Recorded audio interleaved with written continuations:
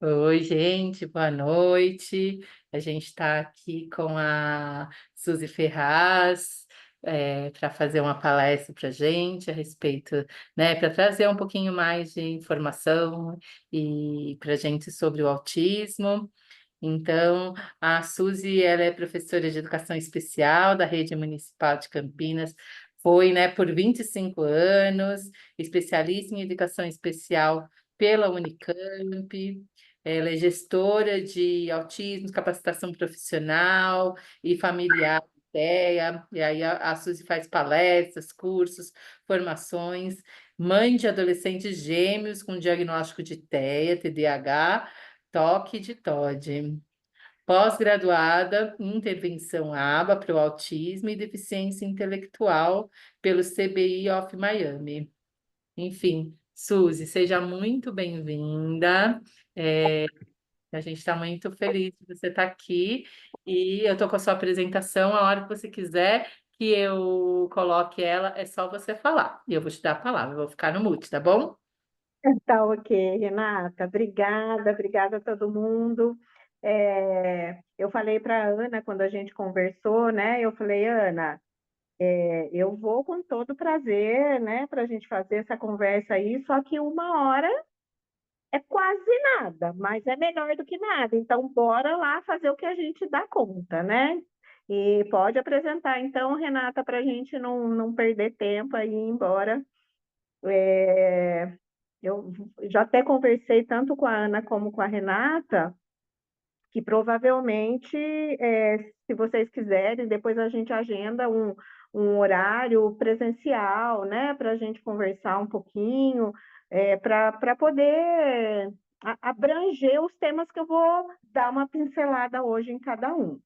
Então, para quem não segue o PAICA, que é a instituição que eu trabalho hoje, né, por favor, é, entra lá na internet, segue a gente, porque vocês que vivem aí no mesmo processo que a gente sabe tanto que é importante a gente ter engajamento, né, nas redes sociais. Pode passar.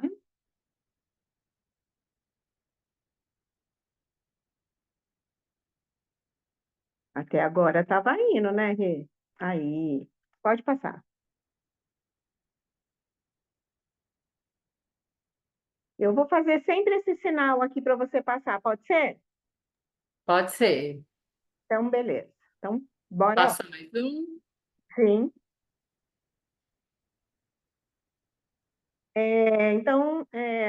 A Rê já falou bastante, né, da onde eu falo, e eu gosto sempre de dizer, né, que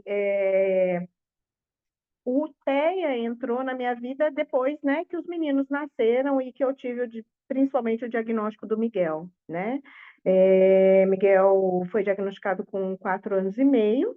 Então, a partir deste momento, né, porque a gente, enquanto professora de educação especial, você tem que saber um pouquinho de cada deficiência, mas a partir desse momento o autismo realmente virou meu foco de interesse, então eu fui procurar estudar, pesquisar, vou muito em congressos, né, busco os conhecimentos, então é desse lugar aí que eu venho falar um pouquinho para vocês. E vou trazer aqui a fotinho dos meninos, pode passar, Rê. A fotinho dos meninos, porque uma coisa que eu gosto muito de falar, né, é sobre a deficiência invisível. Porque se eu perguntar, né, tirando quem conhece os dois, quem que é o Miguel, quem é aquele que tem autismo, a gente não consegue. Diferente, né, do público-alvo de vocês aí, que é a síndrome de Down, quando você olha, você reconhece, ou é um cadeirante, enfim.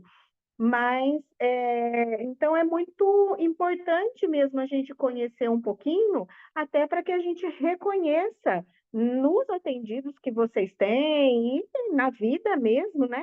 As pessoas que possam estar dentro do espectro para a gente sabe que, né, que quanto mais cedo a gente começa esse atendimento dentro daquilo que ele precisa, menos comprometimento ele vai ter no futuro, né? Então, só para vocês saberem, aí nos meus pituquinhos, o azul é o Miguel. Depois embaixo também nos cabelinhos lindo, que eu amava demais, o azul é o Miguel. O super-homem é o Miguel. O sem boné é o Miguel e o que está junto comigo é o Miguel, né? E os outros, o Matheus. Então, essa é nossa família, pode passar. Então, eu vou trazer bem rapidinho para vocês um pouco do que é o TEA, falar um pouquinho dos níveis, um pouquinho das questões comportamentais, que é o que interfere demais, né, no nosso dia a dia, um pouquinho dos recursos visuais, porque a gente sabe que as pessoas que têm TEA, já temos vários estudos dizendo que 90% deles são, para mais, são aprendizes visuais. Então, o recurso visual ele é fundamental para a gente trabalhar com TEA, né? E é claro que para muitas outras deficiências, enfim, né? Mas no TEA ele realmente é uma das maneiras que a gente mais consegue atingir aí os nossos objetivos e trazer um pouquinho da bibliografia. E dizer que depois eu passo, tá, esses slides para vocês, então fiquem tranquilos. Pode passar? Então, pode passar? Então, o que que é o autismo, né? Não vou me alongar muito nisso, que vocês já sabem que o diagnóstico do autismo é clínico, que ele é um transtorno do neurodesenvolvimento, né? E que o ideal é sempre que tenha uma equipe, que não existe exame nenhum que diga para gente se uma pessoa tem autismo ou não tem, né? E que o importante, o fundamental, quando a gente vai realmente fazer um diagnóstico, é ter um ótimo olhar da escola, né? Um bom relatório da escola. Se ele já estiver fazendo alguma terapia, um bom relatório deste terapeuta, né? E se esse médico for realmente uma pessoa que sabe sobre o TEA, né? Com esses documentos, ouvindo a família, avaliando essa criança, realmente ele vai conseguir chegar num diagnóstico. O que acontece hoje é que a gente tem muitos profissionais são neurologistas ou psiquiatras, mas o foco deles está em outra coisa. Então, o neurologista, por exemplo, ele pode estar focado lá na questão da epilepsia, na questão de alguma questão neurológica de falta de estrutura, enfim, alguma coisa assim. E o autismo não tem nada disso, né? Então, uma das coisas que a gente, acho que as famílias, de modo geral, tem muita dificuldade é desse diagnóstico precoce mesmo. Eu passei por 4 médicos até conseguir chegar, né, num diagnóstico do Miguel. O primeiro atendimento dele foi com 2 anos e meio, com uma fono, com 3 já passei no primeiro médico, e aí foi, e assim, não é fácil. E não é fácil também dar o diagnóstico do autismo. Mas uma das coisas que hoje a gente tem falado bastante é que simplesmente uma hipótese diagnóstica de TEA já deveria ser uma oportunidade para essa criança ter um tratamento adequado. Mas a gente sabe que nem aqueles que têm diagnóstico hoje, né, tem uma dificuldade imensa, principalmente a nossa clientela, né? Nós temos hoje lá no PAICA 158 crianças na fila de espera. Então, a gente sabe o tanto que é difícil, né? Pode passar?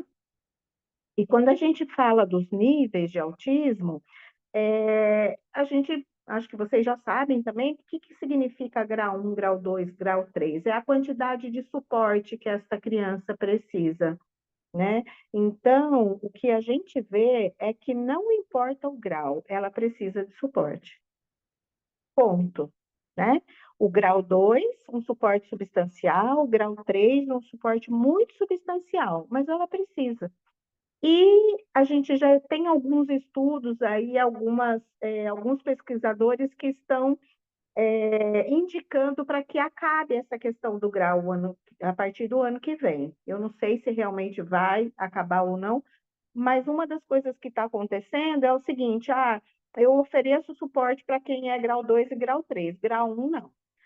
Quem é grau 2 e grau 3 não pode tal coisa, grau 1 pode. Então, assim, eles estão dividindo as pessoas como se quem é grau 1 não tivesse autismo, né? Mas ele também tem, ele também precisa de muitas coisas, de muitos suportes, de muitos direitos, né? Inclusive, agora, por exemplo, para ter isenção do IPVA ou para conseguir comprar o carro sem os impostos. Ah, se é grau 1 não consegue. Então, assim, algumas coisas que estão prejudicando o atendimento de todas as crianças. Então, a gente não sabe se realmente isso vai cair ou não vai para o ano que vem, mas independente de qualquer coisa, eu acho que quando a gente olha para uma criança, a gente tem que olhar para isso, né? Qual é o nível de suporte que ela precisa? Quanto de ajuda que ela precisa, né? E eu acho que isso é uma coisa bem tranquila para vocês, que independe, acho que da deficiência, né? A gente sempre olha mesmo para isso. Pode passar. Então, a prevalência, né? Eu imagino aí, estava conversando com a Renata, né, que vocês estão com muitos casos, mas é isso, uma prevalência de 1 para 36, não tem como. Eu falo, todo mundo que tem uma família com mais de 36 pessoas, provavelmente vai ter alguma conteia, mais de 36 amigos, né, nos nossos espaços sociais, enfim, seja ele qual for, numa igreja, um clube, na nossa instituição. Então, realmente, a gente vai ter muitos casos, né? Pode passar. E uma coisa que a gente já percebeu, que a gente já recebeu essa informação, né, através das pesquisas científicas, é que o autismo é genético, né? Então, de 97 a 99% das pessoas que têm autismo, a gente sabe que ele está no gene, né? Existe hoje mais de 1.000 genes indicados dentro do autismo. Então, ele é multigênico, é multifatorial, porque não é só genético, pode acontecer também outras questões que não sejam genéticas, mas é muito pouquinho, né? Então, por exemplo, uma prematuridade, alguma questão na hora do nascimento, também pode trazer essa questão, mas a gente sabe que é muito raro, né? Ele é realmente quase 99% aí genético. E uma outra coisa bem interessante da gente saber é que 81% é hereditário, né? Pode passar. Então, às vezes a gente até se pergunta se o pai ou a mãe dessa criança tem. Às vezes, não, né? O pai e a mãe não têm, mas eles têm algumas características. E eu vou falar daqui a pouquinho do fenótipo ampliado, e a gente vai entender um pouquinho mais. Então, essas características, quando a gente junta, né? Então, os genes do pai e da mãe, pode ter uma criança com autismo, mesmo os pais não sendo autistas. Mas 81% dos casos a gente sabe, né, que está nessa hereditariedade. E uma outra coisa muito importante para a gente trabalhar com o TEA é a gente entender o que mais a criança tem além do TEA, que é realmente o que vocês estão fazendo aí, né? O que mais a criança tem além da síndrome de Down? Então, se tem uma coisa, a gente vai tratar de um jeito, se tem outra coisa, a gente vai tratar de outro, né? Então, nessa pesquisa aí, que o Dr. Paulo Liberalesso traz para a gente, e aí esse já é uma das pessoas que vai estar lá na frente na minha indicação de leitura, porque é uma pessoa realmente maravilhosa, que entende muito do autismo. Ele disse que 30% das pessoas que participaram da pesquisa tinham também deficiência intelectual. 81% TDAH, 40%. Então, eu acho que uma das coisas que é bem importante que a gente olhe, tá, então ele tem síndrome de Down, ele tem TEA, mas o que mais? Porque se ele tiver uma deficiência intelectual, a gente vai tratar de um jeito, a gente vai proporcionar atividades, conhecimentos de uma maneira. Se ele tiver um TDAH, eu tenho que proporcionar coisas totalmente diferentes, né? Então, como é que recursos que eu preciso trazer para ele? Enfim, então é uma coisa que a gente também, né, quando a gente trabalha com a questão das deficiências, a gente entende muito isso, né? E que 60% nessa pesquisa das pessoas tinham mais de 2 comorbidades junto com o TEA. Então, o Miguel tem o TEA, TDAH e TOC, que é o obsessivo compulsivo. Então, hoje ele sempre teve uma compulsividade por alimento, né? E hoje ele tem também uma compulsividade pelo celular, ele está no vício de tela. Tudo bem que isso, né, não é uma uma área exclusiva do autista, né? Todas as crianças hoje estão, mas para ele é muito mais difícil, porque não é só um vício, é uma compulsividade mesmo, né? Pode passar. E aí eu queria falar um pouquinho do fenótipo ampliado do autismo. Pode passar. Porque o Matheus tem muitas características do TEA também. Né? Conforme ele foi crescendo, ele teve o diagnóstico de TDAH e TOD com 8 anos. E aí, outra coisa que é muito importante a gente dizer, né? Quando que a gente pode realmente, né, começar a suspeitar que essa criança pode ter alguma coisa? Quando isso atrapalha a vida da pessoa, né? E a gente vê aqui, principalmente no TDAH e no autismo, né? Principalmente na área social e na área cognitiva, na aprendizagem. Então, tem que atrapalhar, porque se não atrapalhar, não é um TDAH, né? Não é um TEA. Então, eu estava pensando, estudando muito essa questão do Matheus, né? E conversando muito com o médico, se ele era ou não era autista também. E aí, há 2 anos atrás, mais ou menos, eu conheci a questão do fenótipo ampliado, que diz para gente que assim, de 12 a 30% dos pais, ou irmãos, ou primos, apresentam algumas características. Pode passar. Então, o que significa, ó? Quem tem o TEA está aí no meio, tá? O diagnóstico de autismo. Então, afeta a questão social, os interesses restritos, repetitivos, a linguagem, um comportamento diferenciado, né? Com ecolalias, com é, estereotipias. E aí, a gente chama de fenótipo aqueles que ou têm todos esses sintomas, mas eles são minimizados, são menos intensos. Ou então, tem só algum deles. Então, às vezes, ele tem um problema sério ali na linguagem, mas não tem a questão do interesse social, tal. Então, que ela, a gente pode dizer que ele está no fenótipo ampliado do autismo, mas eu não posso fechar um diagnóstico, né? Porque ele não tem todos da maneira que prejudique.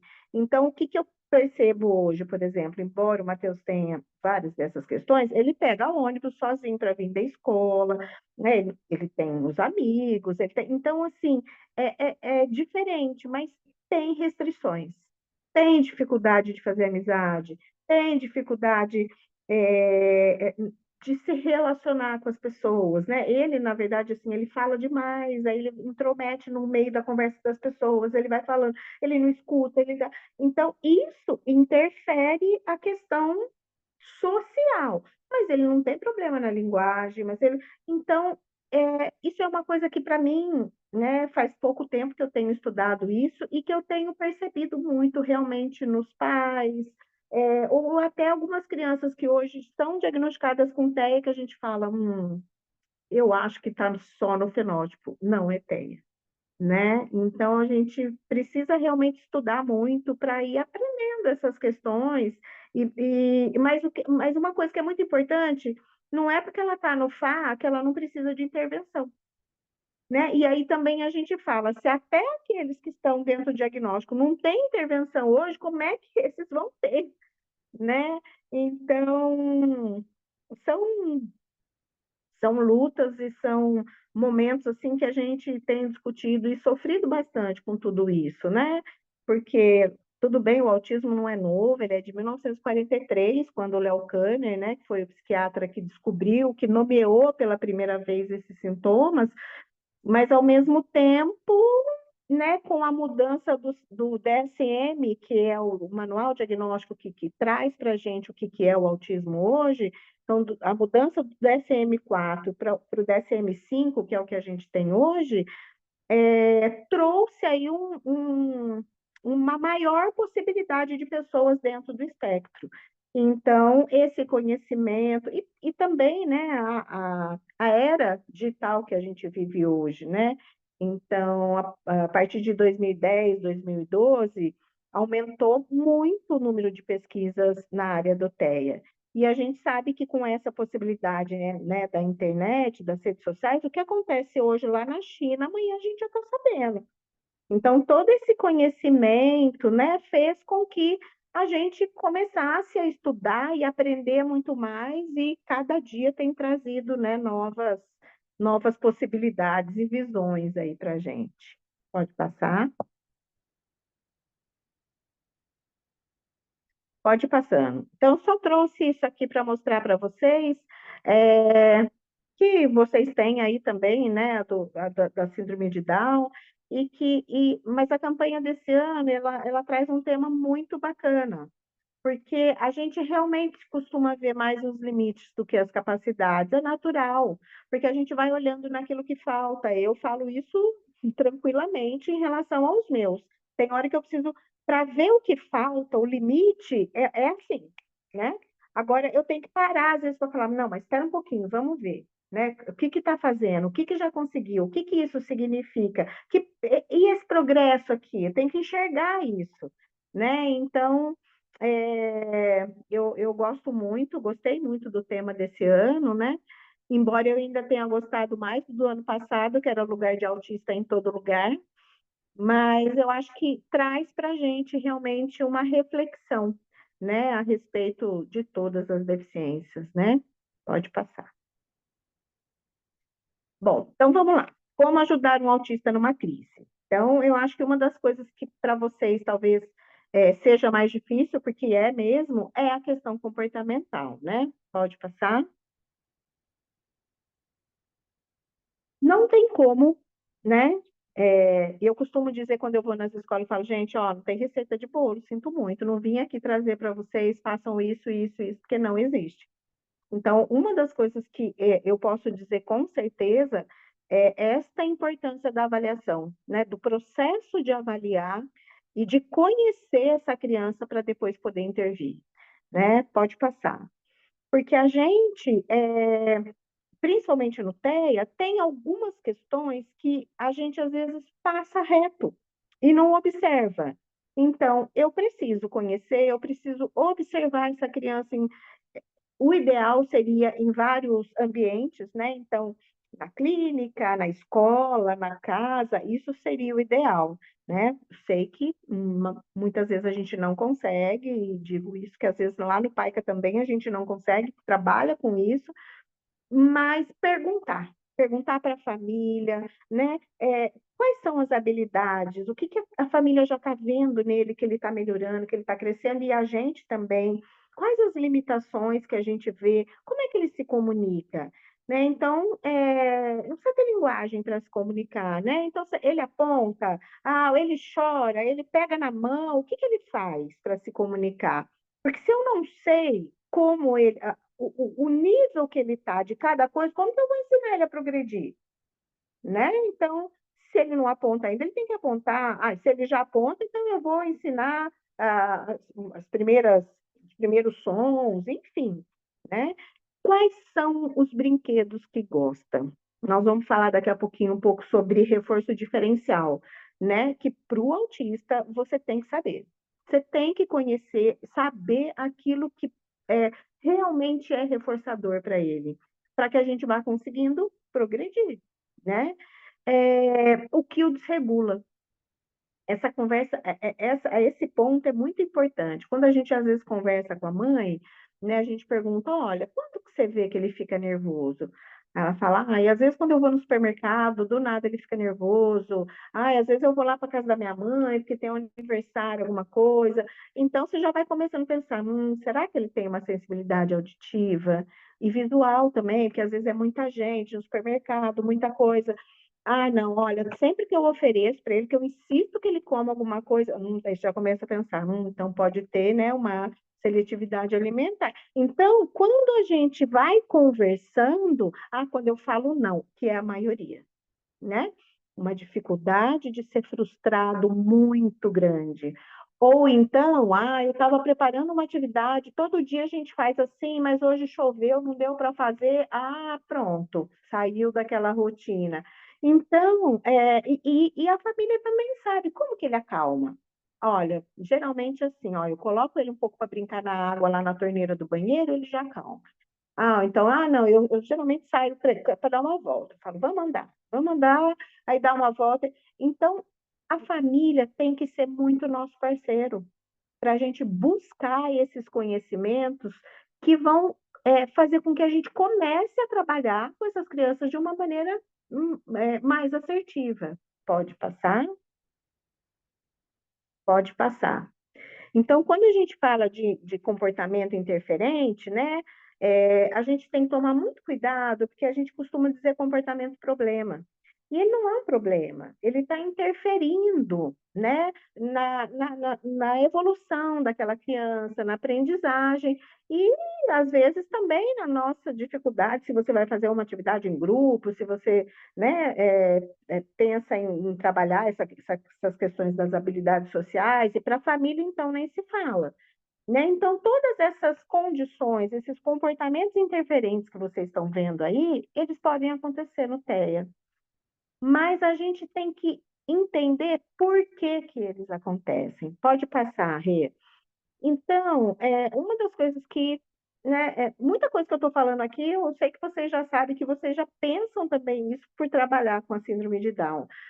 Mas essa criança está cansada, está com fome, né? Ah, olha, isso aqui hoje é um conhecimento novo que eu estou trazendo para ele. Então, pode ser que tenha um disruptivo, pode ser que ele tenha um comportamento inadequado. Olha, já sei.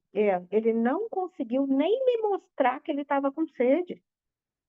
Às vezes acontece, já aconteceu muito comigo aqui, por exemplo, o Miguel sempre falou, tá? Desde os 2 anos, ele sempre teve aí junto, o desenvolvimento dele foi normal, dentro dos marcos do desenvolvimento. Mas ele não conseguia me dizer com 5, 6 anos que ele estava com uma dor de barriga, por exemplo. Eu só ia perceber, ele estava irritado, ficava bravo, chorava e de repente dava uma diarreia. Eu falava, poxa, então é isso. Ele estava com dor de barriga, mas ele não soube me dizer. Ele sabe dizer, eu estou com dor de barriga. Mas reconhecer esse incômodo, reconhecer esse sentimento e nomear para o outro é um caminho muito grande, né? Então a gente tem que entender que às vezes essa limitação de linguagem realmente vai fazer com que ele tenha aqueles comportamentos. A gente sabe também que eles têm uma imaturidade no desenvolvimento. Não é nada. É lógico, aqueles que têm a deficiência intelectual junto, ok, mas mesmo aqueles que não têm uma deficiência intelectual, não é aquela coisa, ele tem 7 anos, mas a idade mental, não é nada disso, mas ele tem uma imaturidade que dificulta, ele vai ser, por exemplo, ele tem 7, mas ainda vai ter, às vezes, alguns comportamentos lá daquela criança que tem 5 anos, né? Então, eu tenho que entender isso, que vai ser natural que ele seja um pouco mais imaturo. E para aqueles que têm, que é a grande maioria também, a questão da hipo ou hipersensibilidade sensorial, essa sobrecarga também pode trazer esses comportamentos, né? Pode passar.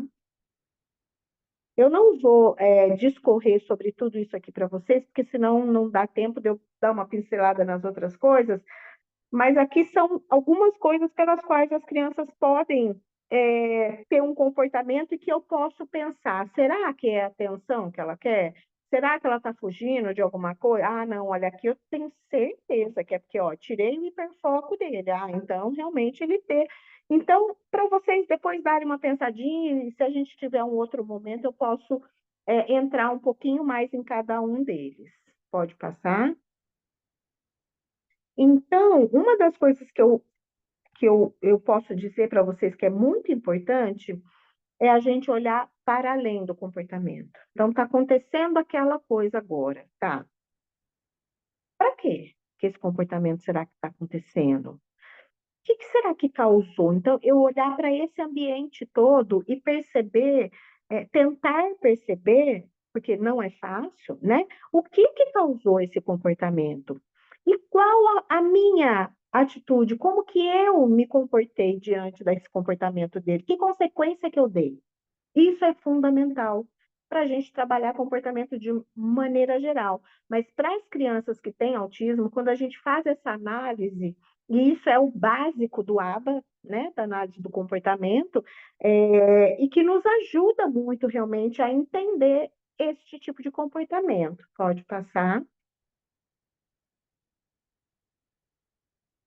Então, é fazer essa análise funcional, tá? É pensar o que veio antes, o que vem depois, pode passar, que consequências que eu dei.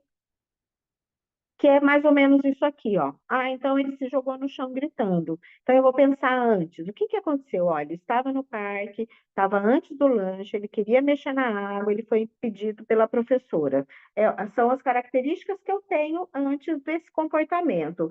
Ah, e que consequência que eu dei? Ah, eu deixei ele mexer um pouquinho. Ou então eu fiquei ao seu lado, esperei ele se acalmar. Então, e uma coisa que é muito legal de dizer, é assim, ó, nem sempre a gente vai conseguir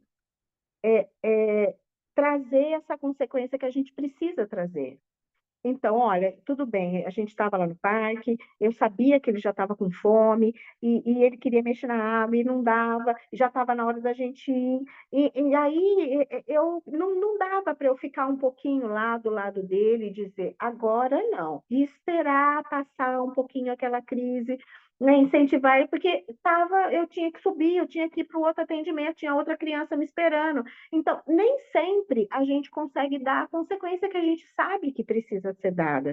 Mas isso é um esforço que a gente tem que fazer para realmente pensar no qual é o meu comportamento mediante o comportamento dessa criança, qual é a minha consequência. Se eu quero, né, que ele evolua, eu também tenho que pensar o que eu preciso mudar nas minhas respostas para entender, né, e para interferir neste comportamento dele.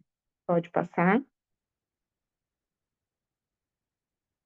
Aqui algumas competências que também é para qualquer criança, mas enfim, as crianças com autismo têm, a maioria delas, muita dificuldade, né, nessas questões muito simples, e eu preciso entender, se meu aluno não olha nos olhos, se ele não tem, ainda não fica sentado, como que eu vou querer ensinar ele a ler e escrever? Né? Ele não aponta ainda, como que eu quero ensinar ele, mostrar para mim o que ele quer? Então, são algumas competências que a gente precisa trazer devagar, né? Então, por exemplo, vamos imaginar que uma criança que vocês trabalham tem muita dificuldade de ficar sentado. Então, vocês podem usar uma ampulheta, né? Vamos imaginar começar aí com uma ampulheta de 30 segundos, né? Ou então com um timer, qualquer coisa assim. Ó, você vai ficar hoje só 30 segundos, tá? Aqui, ó. Terminando aqui, nem que você tenha que, às vezes, você segurar um pouquinho. Muito bem, então vamos lá agora brincar com o reforçador, com aquilo que ele gosta, né? Então, quando ele já está ficando 30 segundos, beleza, você fala, amanhã eu vou começar com 40. Então, você passa, aí você vai aumentando um pouquinho, né? E vai diminuindo o tempo que ele está, por exemplo, com o reforçador. Né? O Miguel estava no terceiro ano, quarto ano, ele ficava às vezes 5 minutos dentro da sala, saía, ficava meia hora fora, então era muito difícil pela hiperatividade, por toda a dificuldade. Então a gente foi fazendo isso, né? Então era 5 minutos dentro, era 20 minutos fora. Aí a gente diminuiu, ó, 6 dentro e 19 fora, 7 dentro, e foi indo assim. No oitavo ano, ele já não tinha problema, não saía mais da sala. Muito difícil, né? Pode passar. Então, é uma das coisas importantes da gente entender. E que recursos que eu posso usar, né, para trabalhar? É o que a gente faz, gente, é o que vocês já fazem aí com certeza. Quer fazer junto, é mostrar como é que se faz, essa imitação que é fundamental, porque eles têm uma dificuldade de reconhecer o outro, né? Então, é o que eu quero, é o que eu vejo. Eu nem percebo se você gosta ou não, se você quer ou não, né? Porque eu nem te reconheço como. Você faz parte do ambiente para mim, você não é uma outra pessoa como eu, né? Então, quando a gente trabalha essa questão da imitação, que ele tem que olhar para o outro, que ele tem que ver o outro, é muito importante. Usar esse reforçador diferencial, melhorar a comunicação, usar pistas visuais e quebrar tarefas. Vamos ver se dá tempo de eu falar um pouquinho de cada uma dessas coisas. Vamos lá. Então, esse reforçador diferencial é exatamente a gente entender qual que é o hiperfoco, porque mais de 90% dos autistas também têm um hiperfoco, uma coisa que ele gosta muito. E aí tem um videozinho do Luciano Lacerda, que é outra pessoa que eu digo para vocês, aprendam muito com ele, uma pessoa maravilhosa, ele tem autismo nível 1, o filho dele tem autismo nível 3, é uma pessoa que, para mim, assim, aprendo muito, muito com ele, né? Então, quando eu consigo fazer essa análise e entender o que motiva, geralmente esse reforçador diferencial funciona muito. Pode passar. Tem a questão da comunicação, que é uma coisa que também vocês já fazem, né, para todas as crianças, que é ensinar essa comunicação, como é que, então, através da fala, através do gesto, apontando, e o uso da comunicação alternativa.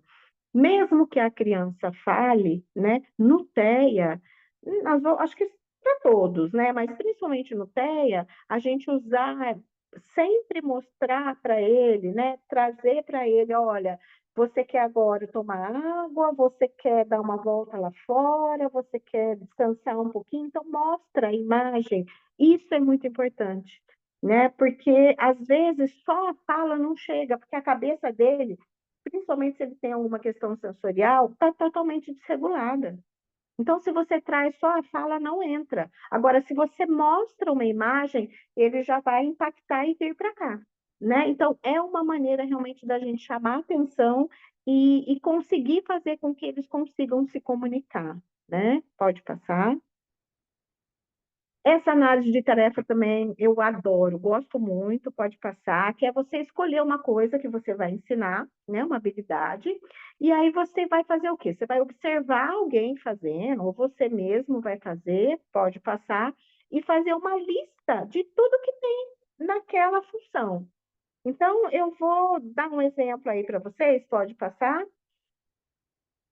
na escovação de dente. Quando você fala, ai, não, mas eu quero que essa criança escova o dente, ela tem que escovar o dente.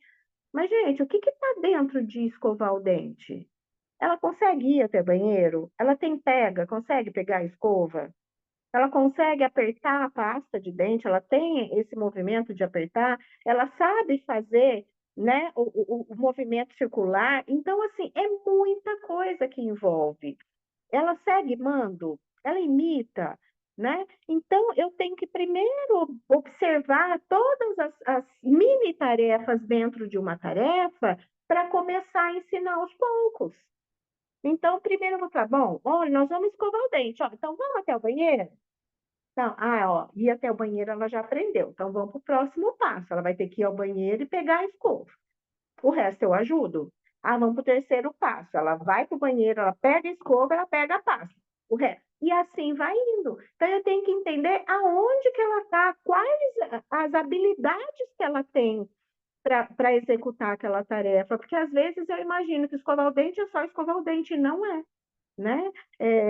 Eu gosto muito de fazer um exercício que eu falo para a pessoa, assim, sempre quando a gente está presencial, pega um copo de água para mim. Aí eu peço, o que que essa criança, o que que essa pessoa fez? Pegou um copo? Não. Ela levantou, ela tinha que saber onde estava o copo, ela tinha que saber onde que tinha água, ela tinha que saber ouvir, cumprir ordens, né? Então, muitas coisas que às vezes a gente não tem noção. E para a criança com autismo, se a gente não fizer o passo a passo, é realmente muito difícil. Pode passar. E outra dica importante é esse uso da hierarquia de dicas, né? Pode passar. Que é a quantidade de apoio que a gente dá para essa criança. Então, às vezes, a gente não analisa na tarefa em qual momento da hierarquia ela está. Então, por exemplo, você pede para ela pegar um instrumento, você vai trabalhar em bandinha. Será que para pegar esse instrumento ela precisa de uma. Sem ajuda ela consegue? Você fala, vamos pegar um instrumento tal. Ela vai e pega? Não. Ah, então você pode dar uma dica verbal mais individualizada. Então você chega para ela e fala: pega o instrumento, vem aqui, vamos pegar esse instrumento. Não foi também. Você pode dar uma ajuda mais gestual, assim, ó, ali, ó, o instrumento, ó, pega lá o instrumento. Também não vai. Na escola é muito importante a gente usar os amigos, né? Quando a gente pede para uma criança fazer junto, eu não sei aí se vocês têm trabalham com várias crianças ou as sessões são, mas quando a gente tiver com um amigo, é muito importante a gente usar esse amigo também. E a última dica que a gente tem que dar é a física mesmo, aquela que a gente pega na mão, leva até o brinquedo, ajuda a pegar atrás, enfim, né? Porque às vezes, e nós todos, e a criança também, para cada coisa tá numa hierarquia dessa. E às vezes a gente sempre pega na mão para levar, a gente pega na mão para não sei o que lá, e a gente não. Porque o que que a gente quer dessa criança? A gente quer autonomia, claro, né? Isso que ela precisa. Mas às vezes a gente sempre está lá na ajuda física, fazendo sempre tudo. Fazer com ela é importante, porque tudo que uma criança faz hoje com ajuda, amanhã ela faz sozinha, né? Mas a gente tem que tomar muito cuidado para não fazer por ela sempre. E analisar qual nível de ajuda ela precisa para aquela determinada atividade. Pode passar? Gente, eu estou falando voando, né? Mas desculpa. Uma outra coisa que é muito importante, e aí isso também é um trabalho que com certeza vocês fazem em relação à síndrome de Down, que é a generalização. Não adianta eu trabalhar na instituição, ela escovar o dente, a mãe está trabalhando lá na casa dela, tirar a fralda, e a escola está trabalhando para pegar no lápis.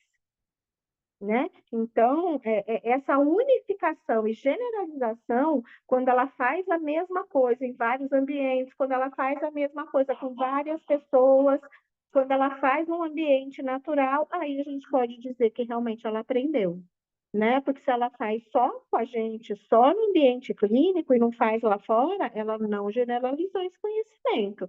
Então, ela realmente não aprendeu, né? Pode passar. Pode passar. Então, uma das características que é mais difícil a gente trabalhar é essa baixa resistência à frustração, que gera comportamentos agressivos, crises, né, oposição. Então, a gente entende que isso é uma das maiores dificuldades, porque quando a gente tem esse momento, você não consegue ensinar nada, a criança não está evoluindo. Então, você tem que saber como sair desse momento para depois trazer, né, aquele conhecimento, aquela atividade que você quer. Pode passar. Então, algumas dicas, né? Então, se você conseguir, tira daquele ambiente, né? Então, ele está fazendo, está tendo sempre esse comportamento na hora está esperando ali na recepção. Vamos ver se ele não espera na recepção, se ele chega e vai direto para a sala, né? Uma coisa muito importante que para nós mulheres, eu acho que é muito difícil, é usar poucas palavras e com clareza, né? Meu marido às vezes brinca comigo aqui, porque eu chego e falo, Miguel, a mamãe já falou para você que não pode fazer isso, mas daí ele fala, ih, não, Miguel já foi faz tempo. Então, não pode. Não precisa florear, falar aquele monte de coisa que às vezes a gente fala. Então, tomar cuidado com essa fala com clareza é muito importante também. Tomar muito cuidado para não reforçar o comportamento inadequado, né? Porque toda vez que você faz isso, você está instalando aquele comportamento inadequado da criança, mesmo sem querer, né? Então, e às vezes trocar de cuidador é muito importante. Então, e a gente faz muito isso aqui também, eu e meu marido. Às vezes eu estou no meu limite lá, fazendo alguma coisa, ele fala, vai, mas não significa que ele vai mudar a regra. O que eu falei que era não, ele vai continuar ou não, mas às vezes só de trocar de pessoa que está ali, já tem uma diminuição, né, do nível desse desajuste. Pode passar. Usar o reforçador, então, diferencial, como a gente já falou. E aí, né, se você conseguir deixá-lo, né, você está lá, se jogou no chão, tá? Então você pode ficar do lado e dizer, olha, eu estou aqui, tá? A gente vai conversar a hora que você se acalmar. E conseguir ficar, a hora que ele dá aquela respiradinha, aquela acalmadinha, você já dá um reforçador para ele e aí, né? Agora pode passar. Porque depois que ele entra na crise, é muito difícil. Tem que esperar, não tem outro jeito. Mas se você percebe com antecedência, né, que ele já vai desencadear uma crise, então você consegue, às vezes, trabalhar nesse antecedente para que a crise não chegue. Então, mas se chegou, não tem o que fazer. Você tem que ter tranquilidade e esperar passar. E uma das coisas que eu sempre falo, né? E não é porque eu estou falando isso tudo para vocês que eu consigo fazer com meu filho, tá? Uma coisa que eu sempre digo é isso, porque uma coisa é o que está no conhecimento, outra coisa é o que está na sua ação. É o que envolve no seu dia, tudo que tem, né? Tudo que está por trás daquilo. Então, eu falo, às vezes a gente quer ensinar a criança a ter tranquilidade, mas a gente não está tranquilo. Não tem como, né? Então é muito importante isso. Pode passar. Aí tem alguns possíveis desencadeadores de raiva, depois vocês dão uma olhadinha com calma, pode passar. E as questões sensoriais, né, que são muito importantes que a gente avalie em cada um dos nossos atendidos. Pode passar? Então, será que ele tem uma hipo ou uma hipersensibilidade? E uma outra coisa bem importante da gente dizer é que ele pode ter, por exemplo, hipersensibilidade auditiva e hipossensibilidade tátil. Ele pode ter uma hipersensibilidade visual e uma hipersensibilidade olfativa, por exemplo, uma hipo. Então, e isso vai variando também, conforme você vai trabalhando, isso vai mudando. Então, não é porque ele nasceu com uma hipersensibilidade em alguma coisa que ele vai ter para sempre. Por isso que a gente vai trabalhar, né? E aí a Cássia pode me dizer melhor do que eu, né? Essas questões todas aí de como trabalhar essas questões. Pode passar? Então, a gente tem que pensar na questão auditiva, na questão visual, porque embora o autista seja um aprendiz visual, a sobrecarga de informações atrapalha qualquer um de nós, imagine ele, né? Pode passar nas questões tátil, olfativa, né? Então, o que que ele é em cada uma dessas? Porque às vezes chego abraçando tal, e ele, se for uma criança com hipersensibilidade tátil, ele vai sempre estar ruim, sempre estar irritado, né? Então, será que eu conheço qual que é o nível de sensibilidade, né? Pode passar.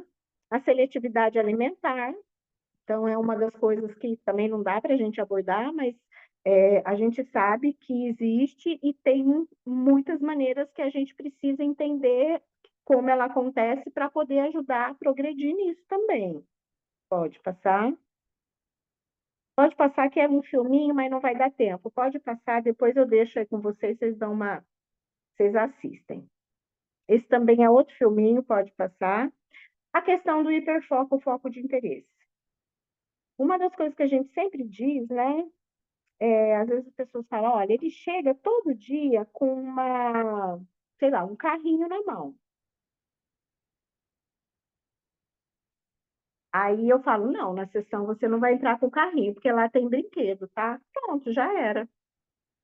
Então, o que eu digo para vocês em relação ao hiperfoco, foco de interesse, pode passar. Ou então, no necessidade do objeto de apoio, é que se a gente não aceita, a gente já está prejudicando metade do nosso atendimento. E esse menininho que vocês estão vendo aí embaixo, com uma garrafinha e um paninho na mão, é um dos alunos que eu atendi. Depois é o mesmo desse outro aqui que está de azul, do outro lado, só com a garrafinha na mão. E foi bem rápido para ele tirar o paninho e conseguir ficar só com a garrafinha. 1 ano e meio de trabalho. Entendeu? Então, a gente aceitava. Pode passar, próximo. Essa outra criança que eu vou mostrar, ele precisava levar, o hiperfoco dele era letras. Ele precisava levar a letra no refeitório. Qual o problema? Leva a letra.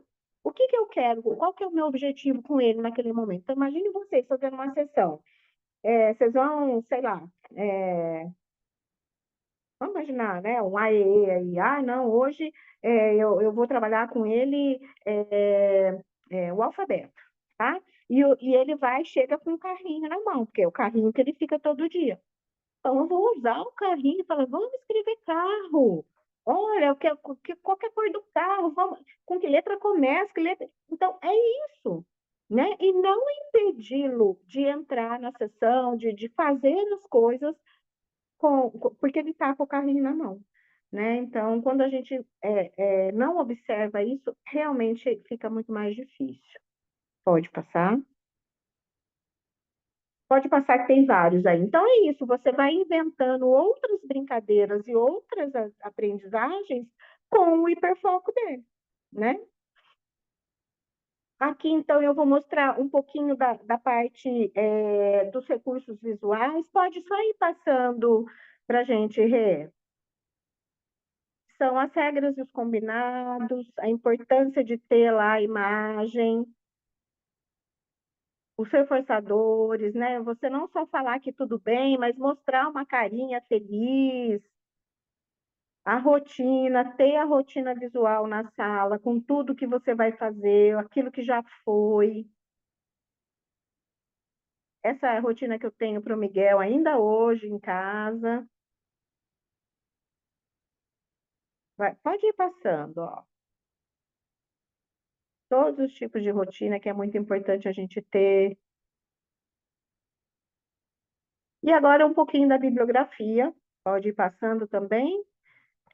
Não tem como trabalhar com autismo sem conhecer a lei berenice-piana, né?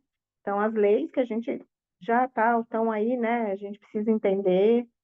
Muitos livros, assim, esse, só um pouquinho aí. Esse Uma Menina Estranha, ele é maravilhoso. Ele é da Temple Grandin, e que tem o filme dela aqui, que eu vou dizer para vocês que, assim, é fundamental assistir esse filme, gente. Ele traz assim um conhecimento maravilhoso para a gente, porque é a vida dela, né? Ela é autista e ela escreve livros, hoje ela dá palestras e tem um filme da vida dela que nos ajuda a entender muito também. Pode ir passando.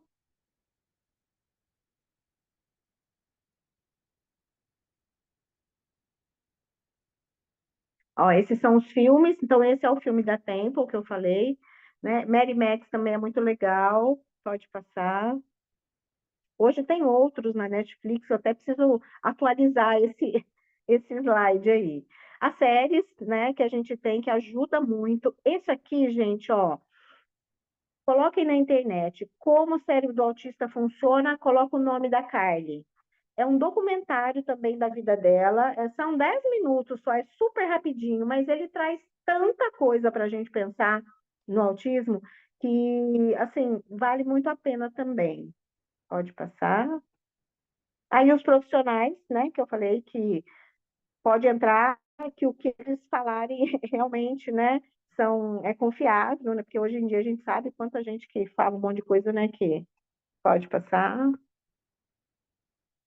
Eu adoro essa charge, né, que a gente, que trabalha com as pessoas com deficiência, né, é, tem que pensar muito, né, das questões das diferenças mesmo, né? E a gente, às vezes, mesmo trabalhando com isso, mesmo, né, entendendo, a gente ainda, às vezes, pensa isso, né? Coitado, né? Ele tem, né? Então, é muito legal a gente estar sempre refletindo.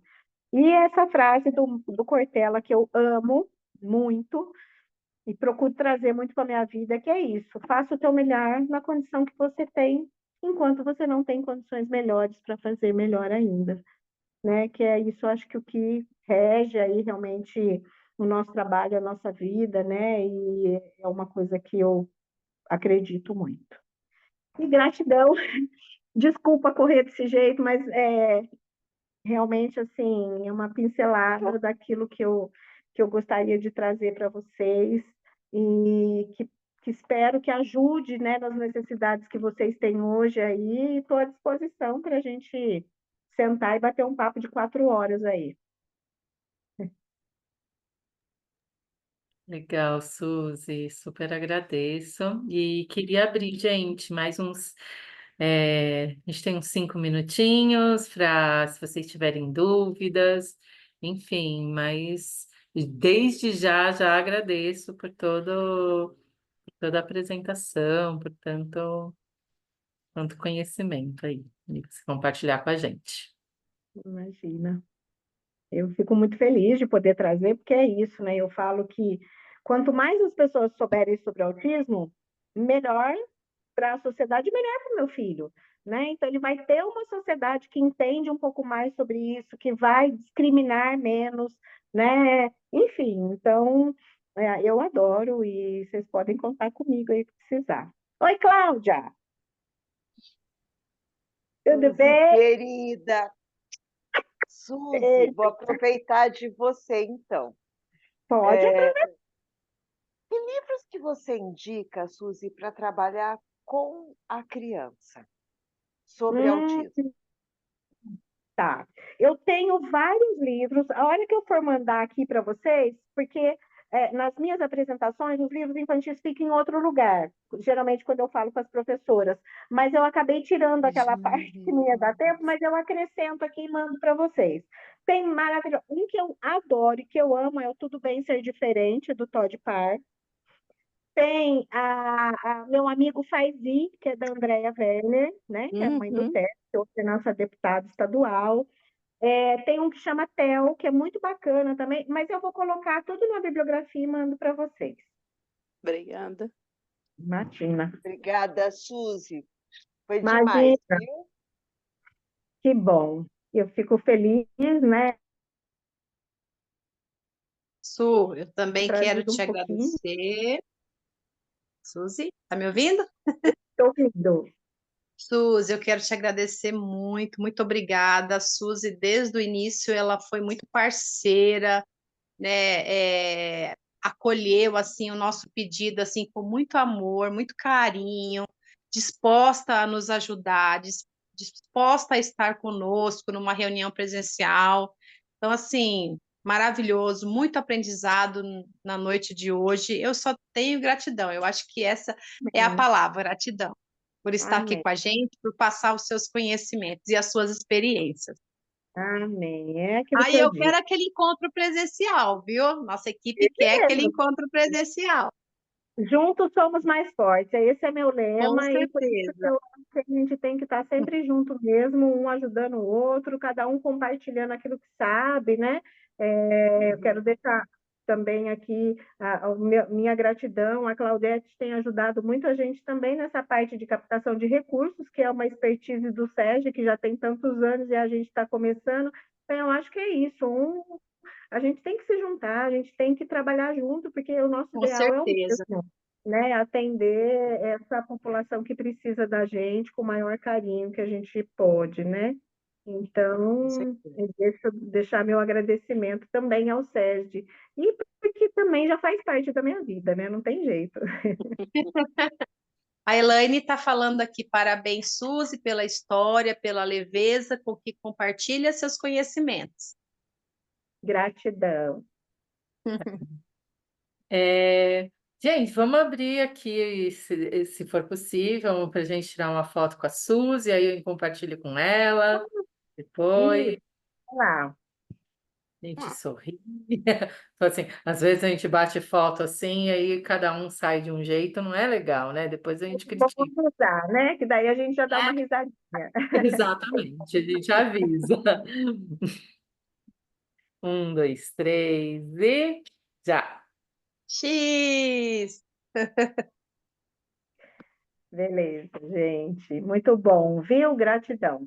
Deus abençoe. E Amém. um beijo Obrigada. para todos. Um Gente, Fiquem com beijo, Suzy. Foi muito Deus. bom te Obrigada. rever. Bom mesmo. Beijão. Tchau, tchau. Obrigada, Suzy. Tchau, tchau. Obrigada.